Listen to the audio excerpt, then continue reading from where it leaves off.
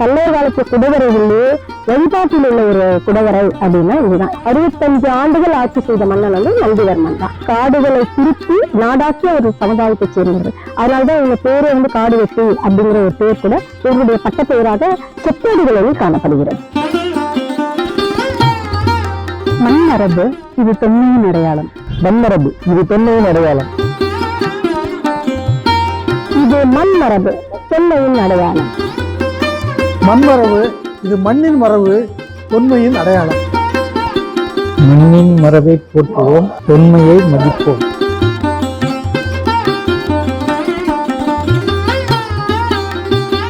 மண்மரபு நேயர்களுக்கு வணக்கம்.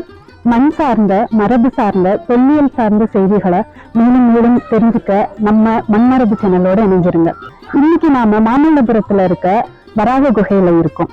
இந்த இடம் ஏன் சிறப்பானது, இதையும் நம்ம தேடி வந்திருக்கோம், இங்க கிடைக்கிற செய்திகள் என்னென்ன அப்படின்ற முழு தகவல்களையும் இந்த வீடியோ மூலமா நாங்க உங்களுக்கு தர இருக்கோம். வீடியோல போலாம் வாங்க.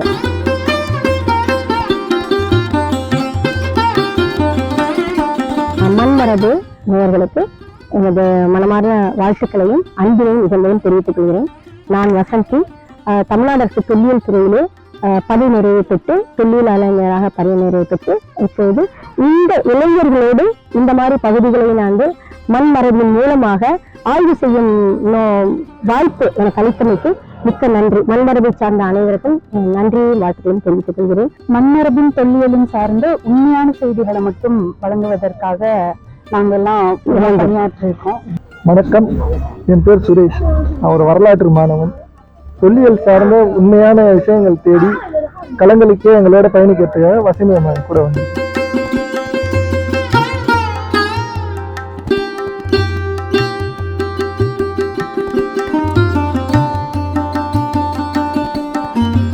இந்த க்ஷேத்திரம் மல்லாபுரி க்ஷேத்திரம். மல்லர்கள் வீரர்கள் வாழ்ந்த க்ஷேத்திரம். ஆழ்வார்கள் மங்களாசாசன மலை, திருக்கடல் மல்லை, கடல்களால் சூழப்பட்ட மல்லை மாநகரம். இந்த க்ஷேத்திரத்துல முதல் ஆழ்வார்கள் நடுவர் பூதத்தாழ்வார்ந்த ஆழ்வார் பிறந்த இடம், அவதார ஸ்தலம். ஸ்ரீ நிலமங்கை தாயார் சன்னதி ஸ்தலசேன பெருமாளோட திவ்ய தேசம் உள்ள சன்னதி. இப்போ நம்ம நிற்கிற இடம் வந்து அகிலவல்லி தாயார் சமேத ஆதி வராக பெருமாள் திருவளவென்ற அபிமான ஸ்தலம் உள்ள குடைவரை சிற்பம் உள்ள சன்னதியில நம்ம நின்று இருக்கோம். பாய்களப்பாவை பாய்க்கலாம் மேல அது வந்து அது மேல அது என்னது அப்படின்னா மான். ஸோ மானுடைய உருவம் வந்து இருக்கிறதுனால இவங்களுக்கு பாய்களப்பாவை மான் தான் இவங்களுக்கு வந்து சிங்கப்பூரம் வந்துருக்கான். மான் தான். இந்த வராகர் கோயிலுக்கும் மற்ற வராகர் கோயில்களுக்கும் உள்ள வித்தியாசம் என்ன? இந்த கோவில் வந்து தாயார் மகாலட்சுமி வலது பக்கம் தோல் மாட்டில் வேலை பண்ணின்னு வந்து மகாராஜா அரிசேகரன்ற பல்லவ மகாராஜாவுக்காக வராக பெருமாள் சேவை கொடுக்கறதா புராணம். இந்த மாமல்லபுரத்தை ஆண்டுன்றிருக்கு அரிசேகர மகாராஜா வராக விரதத்தை பிரதானமா மேற்கொண்டு இங்கிருந்து திருவடந்தி வராக பெருமாளை பிரதிதினம் தரிசனம் பண்ணிட்டு இங்க வந்து பக்த பாகவதாளுக்கு அன்னதானம் பிரதியாராதனை கைங்கரியம் பண்றார். தன்னுடைய பக்தன் இவ்வளவு பக்தி சிரத்தையா இருக்கான், இவனுக்காக நம்ம சேவை கொடுக்கணும்ட்டு மகாவிஷ்ணு வயோதிகராகவும் மகாலட்சுமி சிறிய பெண்ணா வலது பக்கம் தோல் மாட்டில் வேலை பண்ணின்னு வந்து எனக்கு பசியார பிரசாதம் கொடுக்குமாறு கேட்கிறேன். இங்கிருந்து திருவடந்தி பெருமாளை தியானம் பண்ணிட்டு முதியவருக்கு உணவு தரார். மனம் குறைந்த பெருமாள் இதே குலத்தோட வலது பக்கம் தாயார் வேலை பண்ணிட்டு மகாராஜாவுக்காக சேவை கொடுக்கிறார். அதனால இந்த கோவிலுக்கு திரு வளவென்ற திருநாமத்தோட பெருமாள் இங்க இருக்கார். இந்த கோயில்ல இருக்க சிற்பங்கள் நம்ம சுத்தி பார்த்தோம் மண்டபத்துல. அந்த சிற்பங்கள் பத்தி கிட்ட சொன்னோம். இந்த கோவில்ல மையத்துல மகாவிஷ்ணு வராகமூர்த்தி பிரதானம். அது சுத்தி பரிவார மூர்த்திகளா ஆராதனை கிடையாது, சிற்பங்களா இருக்கு. கங்காதீசன் சொல்லிட்டு சிவனுடைய சிலை மூர்த்தி. யானைகள் தீர்த்த எடுத்து தாயாருக்கு திருமணம் பண்ற கஜலட்சுமி ஸ்வரூபம். சங்கர நாராயண ஹரிஹரனா விஷ்ணு பாதி சிவன் பாதி ஸ்வரூபம். விஷ்ணு மாயா சங்க சக்கரத்தோட மகிஷத்தோட பூதகணங்களோட பரிவாரங்களோட நிக்கிற துர்கை தேவி. நான்முகன் பிரம்மாவுக்கான சிலை. இது கூட அடிஷனலா இந்த கோயில ஸ்தாபிதம் பண்ற அரிசேகர மன்னன் பிதாமகர் சிம்ம விஷ்ணு மகேந்திரவர்மன் இந்த ராஜாக்கள் சிற்பங்களோட பரிவார மூர்த்திகளா உள்ள இருக்கா. சாமி நாங்க சேவிக்க வரணும் அப்படின்னா என்ன இடத்துக்கு வரலாம்? இந்த கோவில் நித்தியபடி ஆராதனங்கள் உள்ள ஒரு கால பூஜை கோவில். நித்தியபடி ஸ்தலசேன பெருமாள் கோவில்ல இருக்க அர்ச்சகர் கார்த்தால 10 மணிக்கு வந்து பிரசாத நிவேதம் பண்ணிட்டு போவா. பக்தர்கள் சேவிக்கணும் அப்படின்னா காலை பொழுதுல ஒரு 10 மணிக்கு ஸ்தலசேன பெருமாள் கோவில் அர்ச்சகர்கிட்ட வந்து கூட்டு வந்து சேவிக்கலாம். வந்து பிரசாத நிவேதம் பண்ணிட்டு பக்தர்கள் சேவை பண்ணிட்டு போவா. மற்ற நாள் கோவில் சாத்தி தான் இருக்கும். பகல் வேலையில வந்து நிவேதம் பண்ணிட்டு சேவா பண்ணிட்டு போயிடுவா. இந்த கோவில் பெருமாள் வந்து உத்திரட்டாதி திருநட்சத்திரமே, உத்திரட்டாதி நட்சத்திரத்துல ஒரு 3 hours திருமஞ்சனம் நடக்கும். அன்னைக்கு திறந்திருக்கும். சித்திரை மாசம் வர உத்திரட்டாதி வடாதி ஜெயந்தியா 2 வேளை புறப்பாடு உற்சவங்கள் நடக்கும். அப்போ உற்சவாதி காலங்கள்ல சேவை நடக்கும், சேவிக்கலாம். மாசி மகத்துக்கு இந்த பெருமாளும் சமுத்திரத்துக்கு கருட வாகனத்துல, அது விசேஷம். இந்த கோவில்ல இருக்க உற்சவருக்கு ஞானபிரான்ற பேர். கல்வி வித்யார்த்தி இதுக்கு சம்பந்தமா சேவிக்கணுன்ற கோவில்கள்ல இருக்கிறத ஆஷ்டம் வந்து பெருமாளை சேவிக்கலாம். விசேஷமான ஸ்தலம்.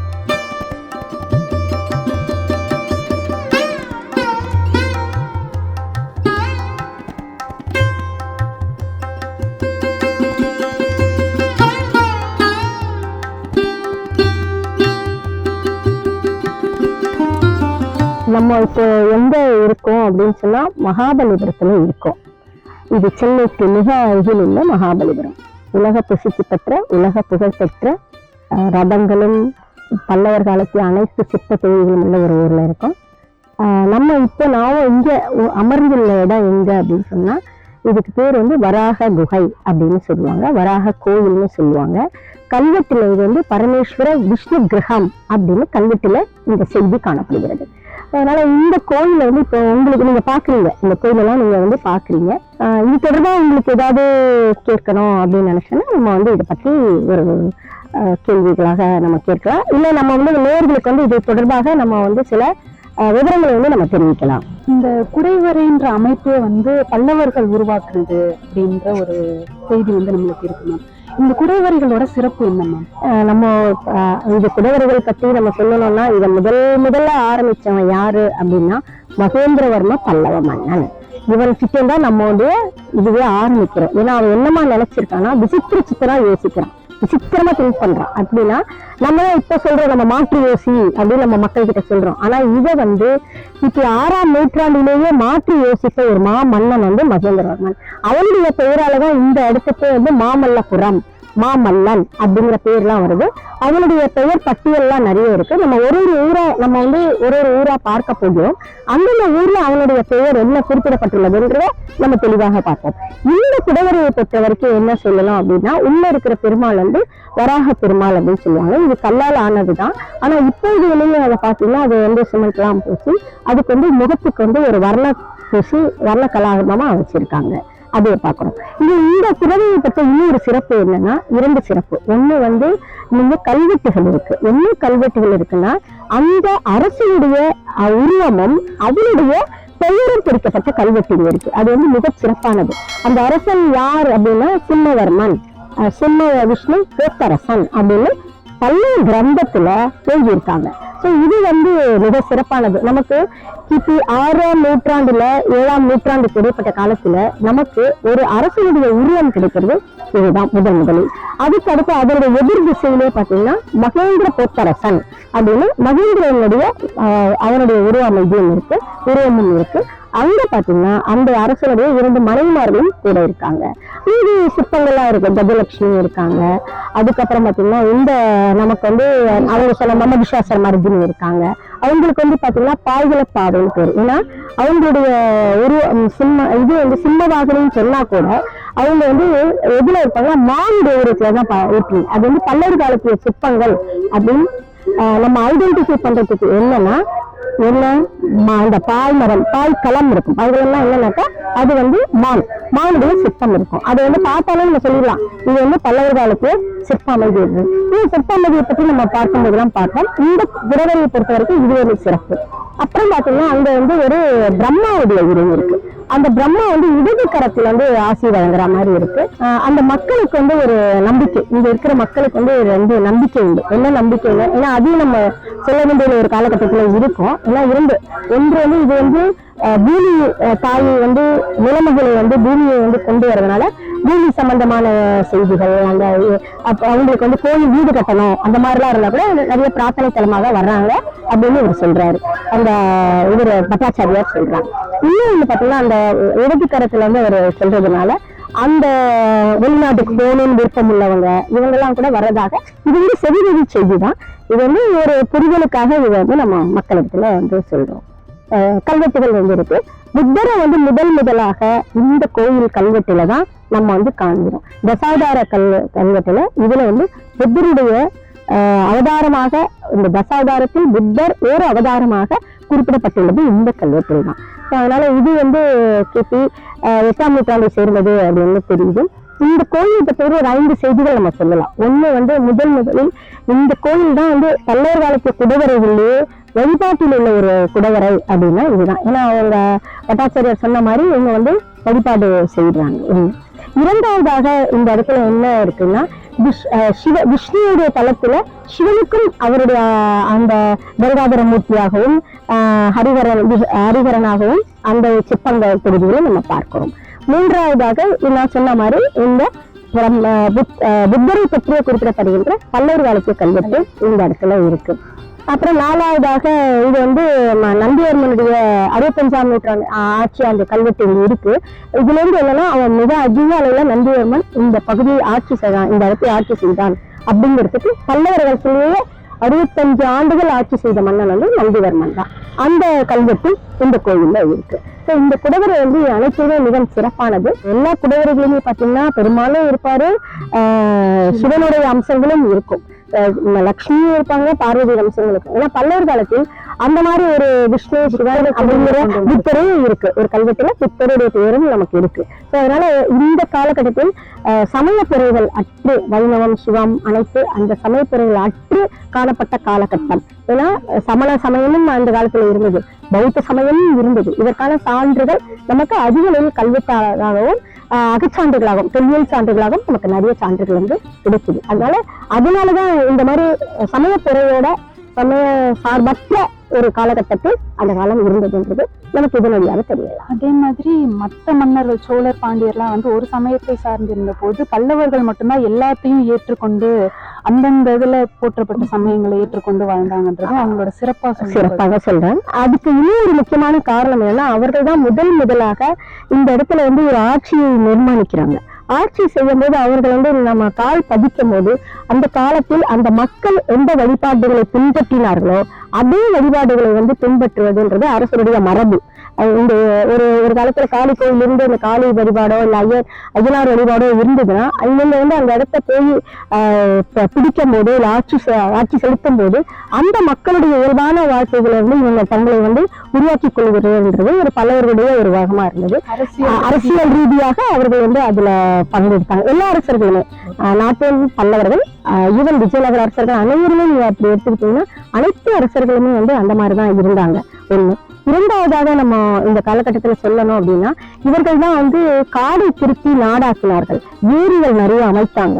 ஏரி மாவட்டம் அப்படின்னு செங்கல்பட்டையும் காஞ்சிபுரத்தையும் சொல்றதுக்கு ஒரு வாய்ப்பு என்னன்னா இவர்கள் தான் மாமண்டூர் ஏரி, மண்டகப்பட்டி ஏரிகள் வந்து அதிக அளவில் அமைத்தது இவர்கள் காலகட்டத்தில் தான்.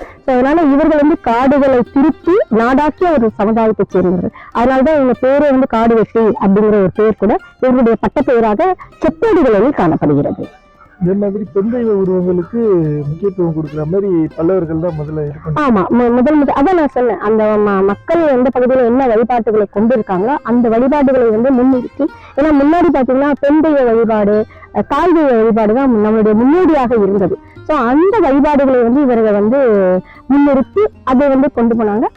அப்ப இவங்க வந்து இந்த நம்முடைய அந்த ஆகமா பிரகாரமே இவங்க வந்து அதை கொண்டு வந்திருக்காங்க. வழிபாட்டு முறைகளும் கொண்டு வந்தாங்க. ஸோ இவர்கள் 2 வழிபாட்டு முறைகளும் ஒன்றிணைத்து ஒரு வழிபாட்டு முறையாக கொண்டு வந்தாங்க அப்படின்னு கூட நம்ம வந்து பல்லவர்களை வந்து கருதுவதற்கு வாய்ப்பு இருக்குது.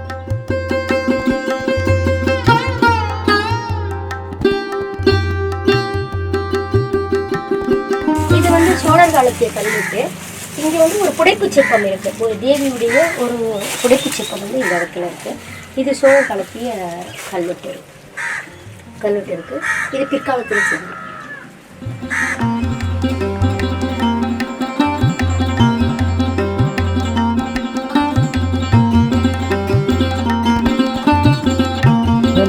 முன்னாடி இருக்க குடவரையுடைய அமைப்பை பற்றி தெரிஞ்சுக்கலாம். ஆமாம், நம்ம வந்து இந்த குடவரை நம்ம சொன்னோம் மகாலூரத்தில் பின்புறமாக இருக்கிறதுன்ட்டு. இந்த குடவரைக்கு வந்து ஒரு சின்னதாக ஒரு மண்டபம் மாதிரி இருக்கும். அந்த மண்டபத்தை பிற்கால விஜயநகர அரசருக்கு காலத்தில் சொல்லும். உள்ள போனீங்கன்னா முதல்ல நேரம் நம்ம பார்க்கறது வந்து அந்த இறை உருவம். அவர் வந்து யாருன்னா வராக உருவம். நான் சொன்ன வராக உருவம் அது வந்து கல்லால் ஆனதுதான். ஏன்னா இது வந்து தாய் பாறையில வந்து குடைவுரையாக வெட்டப்பட்டது. அதை வந்து நம்ம மனதில் கொள்ள வேண்டும். அதனால இந்த பாறையில வெட்டப்பட்ட அந்த உருவம் வராக உருவம், அதன் மீது தற்போது வந்து வர்ண கலாபம் எல்லாம் பூசி வர்ணங்கள் பூசி அவங்க வந்து ஒரு வழிபாட்டுக்கு கொண்டு வந்திருக்காங்க. இப்போ முதல்ல இருக்கிறது வராக உருவம். இந்த தாய்ப்பாறைன்றது வந்து தாய்ப்பாறை அப்படிங்கிறது பெட் ராக்னு சொல்லுவோம் ஆங்கிலத்துல. அதுதான் கல், அந்த மூலக்கல் வரல. இதுதான் வந்து குடவு. அது ஒரு சின்ன சின்ன குன்றுகளாக இது இருந்தது. ஒரு கல்லாலான சின்ன குன்றுகள் இருந்தது. நம்ம ஆங்கிலத்துல வந்து சின்ன ஹில்ஸ்ன்னு சொல்லுவோம். அனைத்துமே வந்து தாய்ப்பாறையில குடவரையில அந்த ஒரிஜினல் கல்லிலேயே வடிவமைக்கப்பட்ட சிற்பங்கள் தான், சிற்பத்தொகுதிகள் தான். அப்புறம் வந்து இந்த வடநாட்டு குகை இந்த குடைவரைகளுக்கும் பல்லவர்களோட குடைவரைகளுக்கும் வித்தியாசம் இருக்கு அப்படின்ற ஒரு இது வந்து, அங்க இருக்க கற்கள் வந்து ரொம்ப சாஃப்டா இருக்கும்.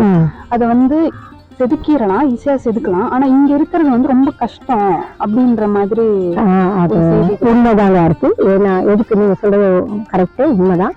ஏன்னா அந்த பகுதியில இருக்கிற பாறைகள் வந்து இங்க இருக்கிற இந்த பாறைகள் வந்து மணற்கற்களால் ஆனவை. அதாவது இதுக்கு பேரு வந்து சாண்ட்ஸ்டோன் அப்படின்னு ஆங்கிலத்தில் சொல்லுவாங்க. மணற்கற்களால் ஆனது. இந்த பாறையில வந்து நம்ம செதுக்கும் போது ஒரு உடைந்து போச்சுன்னு வச்சுக்கோங்க, அதுக்கப்புறம் அதை வந்து நம்மளால மேல பண்ண முடியாது. இங்கேயே பாத்தீங்கன்னா மாமல்லபுரத்துல நிறைய குடவரைகள், முற்றுப்பெறாத குடவரைகள் இருக்கு, கோயில்களும் இருக்கு, கற்கோயில். ஏன்னா இதுல வந்து மேலேயும் செதுக்கிட்டே வந்திருப்பாங்க. மேலேனா செதுக்கணும், கீழே செதுக்க முடியாது. ஸோ மேலேன்னு அவங்க உட்காந்து செதுக்கிட்டே வரும்போது என்ன ஆகுது அப்படின்னு சொன்னா, கீழே வந்து ஏதோ ஒரு உடைந்தோ ஏதோ ஒரு கிராக்கோ விட்டுருச்சு அப்படின்னா, ஏதோ ஒரு பிளவு ஏற்பட்டு விட்டுருச்சுன்னா அதை வந்து அப்படியே விட்டுருவாங்க. அதை நாங்க ஆங்கிலத்துல வந்து டிஸ்கார்ட் பண்ணிட்டாங்கன்னு சொல்லுவோம். அப்படியே விட்டுட்டாங்க அப்படிங்கிற மாதிரி நம்ம சொல்லலாம். அதனால நீங்க சொல்றது கரெக்ட் தான். இந்த பாறைகள் வந்து மிகவும் உறுதியற்ற ஒரு பாறைகளால் ஆனதுனால இது வந்து மணற்கற்களால் ஆனது அப்படின்னு நம்ம சொல்லுவாங்க. அதனாலதான் நம்ம வந்து கடற்கரை கோயில்ல கூட அந்த கடல் காற்று உள்ள அரிப்பு ஏற்பட்டு அந்த முகங்கள் வந்து அந்த அளவுக்கு அதிகமாக தெரியாத ஒரு வாய்ப்பு இருக்கு. இந்த மாதிரி நம்ம ஆரம்பிச்சதே வந்து மகேந்திரவர்மனோட ஆரம்பிக்கிறோம். மகேந்திரனுடைய குடவரைகள் எவ்வளவோ இருக்கு. அந்த ஒவ்வொரு குடவரைக்கும் நம்ம வந்து பயணம் செய்ய போறோம். அது பற்றி அரிய செய்திகள் மற்றும் அறியாத செய்திகளையும் அனைவரும் அறியாத பல செய்திகளை வந்து நாங்க தெரிவிக்க போறோம் இந்த மண்மரபின் மூலமாக. அதனால அனைவருக்கும் ஒரு அன்பான வேண்டுகோள், நீங்க அனைவருமே எங்களோட இணைந்து பயணம் செய்யணும் அப்படிங்கிறது எங்களுடைய விருப்பம். அதனால இது தொடர்பாக பயணம் செய்யணும்னு நான் நினைக்கிறேன். அனைவரும் சந்திச்சோம். எங்களுடைய அனைத்து வீடியோக்களையும் நீங்க பாருங்க. பல அரிய தகவல்களையும் அறியாத செய்திகளையும் நாங்க சொல்ல போறோம்ன்றதை இதன் மூலம் உறுதியாக நான் தெரிவித்துக் கொள்கிறேன். நன்றி, வணக்கம். தொல்லியலறிஞர் வசந்தி அம்மா இந்த கோயிலை பத்தின நிறைய செய்திகளை, தொல்லியல் சார்ந்த செய்திகளை நம்ம கிட்ட பகிர்ந்துக்கிட்டாங்க. மேலும் மகேந்திரவர்மனோட குடைவரைகள், அவனோட சிறப்பு என்ன, அவன் செய்த விஷயங்கள் என்ன, இதெல்லாம் நம்ம ஒரு சீரியஸா பார்க்க போறோம். இணைஞ்சிருங்க.